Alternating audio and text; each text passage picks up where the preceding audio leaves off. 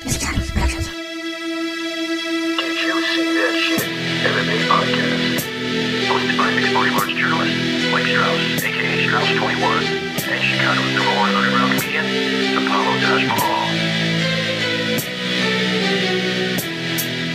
Thank you for listening. I am Mike Strauss, aka Strauss21. And I am the number one underground comic, Apollo Taj Mahal. If you like the interview, and we know you will, go ahead and give us a like and a follow on all the social media platforms, whether it is Facebook, Twitter, Instagram. It's all the same, guys. Did You See That Shit podcast? Yeah. You can also find us at didyousseethatshit.com. And Stitcher, Google Play, iTunes. pretty much wherever you find your favorite podcast. By the way, if you enjoyed this interview, go listen to the full podcast and everything we just told you.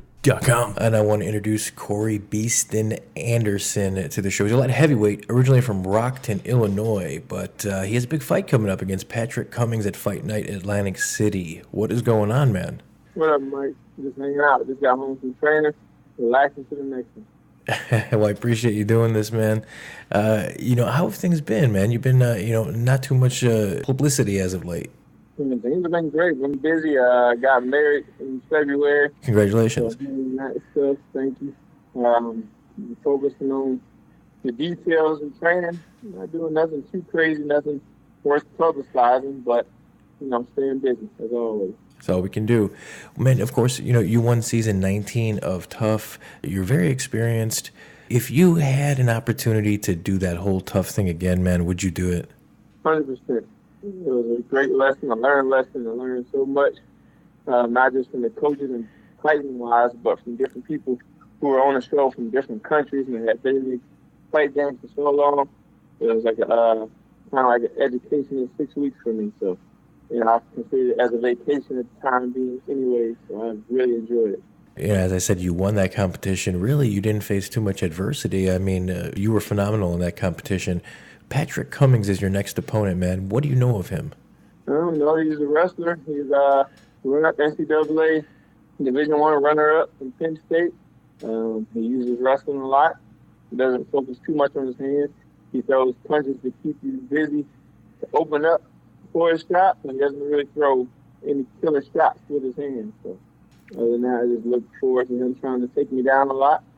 But I have the wrestling background as well. I feel like I know that. I know his offense with my defense and possibly score for in bad position. And just do what I do, push the pace. That whole Atlantic City card, it's a really good card, man. I'm really looking forward to it. I was looking at your Instagram, man. You're a big-time watch collector. Look like Rockwell watches, is that? Yeah. I'm a huge watch collector, but I met Rockwell, the owner of Rockwell, or I don't know if he's the owner or the president, who he is, but one of the head guys at Rockwell. I met him out in Vegas last weekend when I was out there training, and I was hanging out at the fights, and they hooking me up with watches, and now we talking back and forth, and they're kind of sponsoring me, I guess you can say in a way, hooking me and the wife up with some Rockwell watches to add to the collection. I don't even want to know how expensive they were because I'm sure they're out of my price range. But no, I do want to know, what does an average Rockwell go for? I know the athletic one that I wear, it was like around 119 or 130, something like that. I haven't looked too big into their site to see the prices they have, but I know a few people out here in Jersey who are like advertising for them. They got promo codes and whatnot, and I see them posting a lot. Some of them look kind of pricey. I still haven't looked into the site at all their prices. I've just been so focused on what I got going on. Beautiful watches, absolutely beautiful watches, man. I saw that you're putting some time in with Nick Catone at Nick Catone MMA, huh? Yeah, I mean, I've been working with Nick Catone for like 3 years now, on and off. But now, since it was like a year ago, we started working fully like with each other all the time, drilling. He's about my size. He's retired from the fight game, so he's coaching us. And to have someone like me his size, we can get in there, get in the cage, or get on the mat, and go with somebody again. When you go out and you retire, you always got the itch to go again. So I kind of feel like he gets to fix his itch. He's going with me daily in the gym and training, and he's teaching me all the things he knows. So it's definitely great having him in my corner. Someone else that you have in your corner, I saw David Branch, and when I saw that you posted that picture, I thought to myself, he's a really good guy to get to kind of replicate Patrick Cummings. They're real similar in size and rangy. I mean, Branch is like the big brother to me. I've been working with Branch again for about 3 years, 4 years, I used to go up to Henzo Gracie's, and he's there. We used to link up probably once a week back in the day. Now we're linking up 2-3 times. We're working. We both on the same fight card together. Working on Branch is great. He's an awesome striker. He was a boxer that got into MMA. He got really good wrestling. He's like a 3rd or 4th degree black belt in jiu-jitsu. So his ground game is legit. So I'm always picking his brain and learning things from him as well. You know, I'm surrounded with a bunch of great guys out here in New Jersey. From Nick Catone, David Branch, Rex Harris, Carl Robinson, like lower-level guys and higher-level guys. I'm always learning something new, something different, and everybody is always willing to replicate somebody who you got to fight or help you out for your fight. And then they know when it's their time, when they fight come around, we do the same thing to them.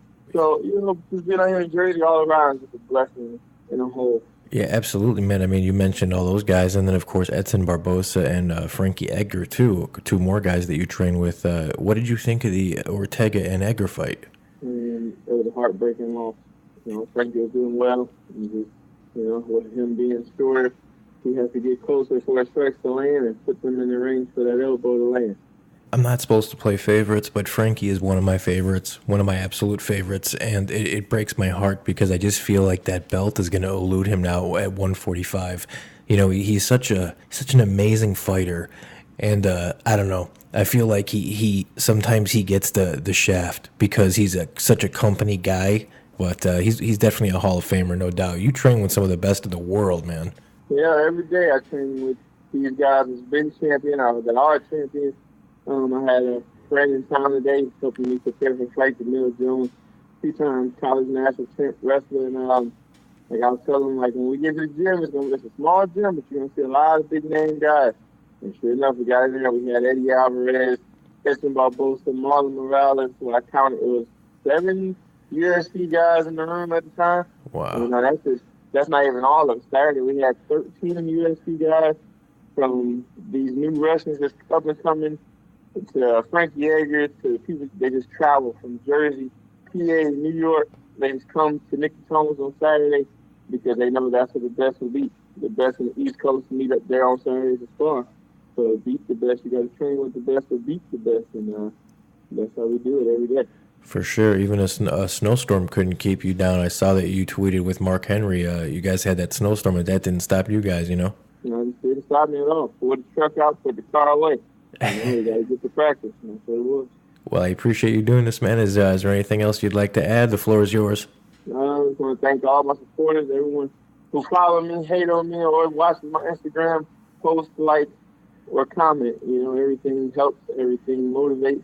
Everyone that's been with me from the get-go, I appreciate it. Those that doubted me, keep doubting me, still coming. And I'm going to tell somebody today, you know, I'm young in the fight game, so all these downs right now, the 2 fights are not putting me down. It's a loss in the record, but I learned a lesson in the book, and we're going to continue to grow. I'm fighting guys that got 10, 12 years in the fight game.